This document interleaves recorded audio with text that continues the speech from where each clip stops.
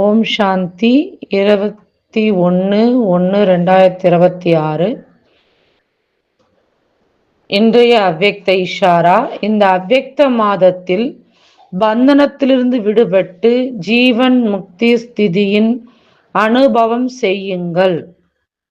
எப்படி மற்ற ஸ்தூல பொருள்களை எப்போது விரும்புகிறீர்களோ அப்போது எடுக்கிறீர்கள், மற்றும் எப்போது விரும்புகிறீர்களோ அப்போது விட்டு விடுகிறீர்கள், அதுபோல தேக உணர்வை எப்போது விரும்புகிறீர்களோ அப்போது விட்டுவிட்டு ஆத்ம உணர்வுள்ளவராக ஆகிவிடுங்கள்.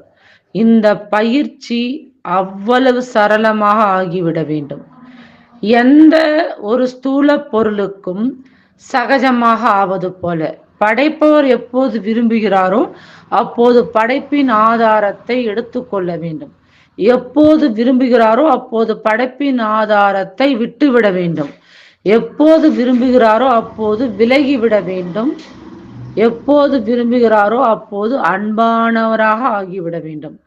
அந்த மாதிரி பந்தன் முக்த் ஆகுங்கள். அச்சா. ஓம் சாந்தி.